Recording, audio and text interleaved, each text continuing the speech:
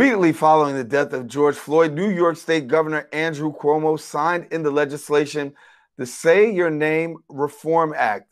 The reform agenda is a landmark policing reform that will reduce inequality in policing and re-image the state's criminal justice system. These reforms include the allowing for transparency of prior disciplinary records of law enforcement officers by repealing 50A of the Civil Rights Law, banning chokeholds by law enforcement officers, and also the prohibiting of false race-based 911 reports and designating the Attorney General as an independent prosecutor for matters relating to civilian deaths. Well, Governor Andrew Cuomo also took to the airways saying that he would shut down the city again if residents don't adhere to social distancing guidelines.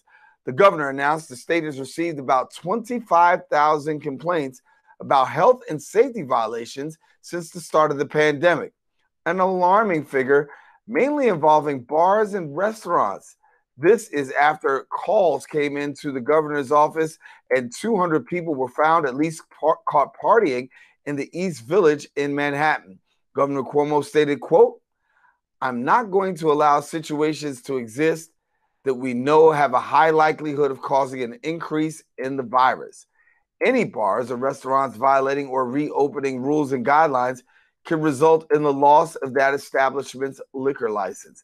Additionally, individuals can also be fined for open containers and social distancing violations."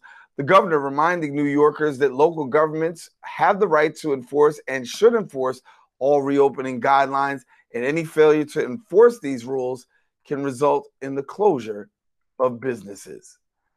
Well, in other local news, we want to tell you about a group of community members and residents that demand the reopening of the access to Frederick Douglass Community Gardens.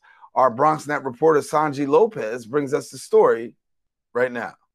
A group of community members and residents of NYCHA Frederick Douglass houses came together to protest and demand access to their community garden, which has been locked and inaccessible in the public housing complex for over a year. A week before the protest, community activist Sugar Tavares shared this video on social media as a call to action. 20 feet from this space, the residents are relying solely on food donations to supplement food for themselves and their families. Sugar says that the fact that this space is inaccessible exacerbates the high food insecurity rates in the Bronx, and that this, paired with the COVID-19 crisis, poses a huge threat to the community.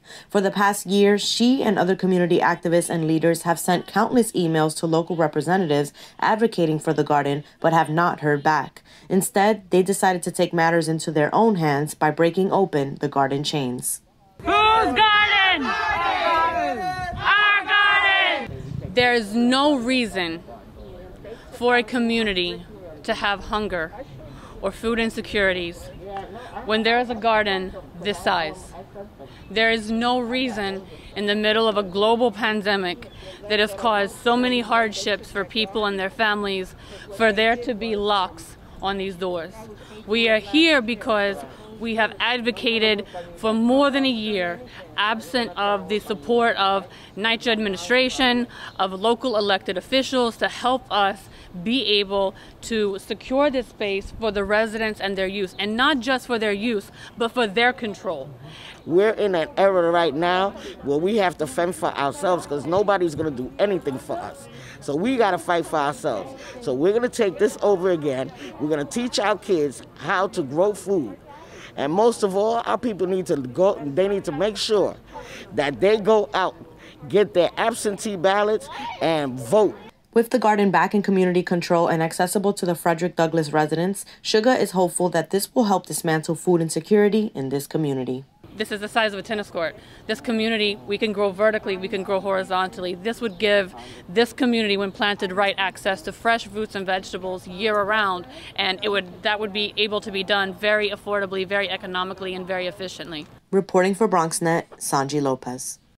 And thank you, Sanji. That's all the time we have for our Bronx updates. Stay tuned because we do have more open coming up right after this.